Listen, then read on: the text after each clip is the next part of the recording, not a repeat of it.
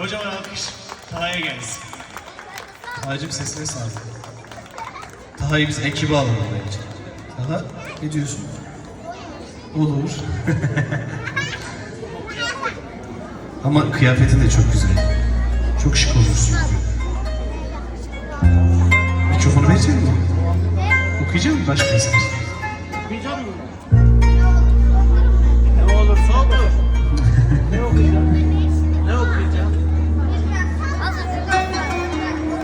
Sen bir düşün o zaman da gel tekrar okuyalım, tamam mı? Mikrofonumuzu ver. Heh. Maşallah.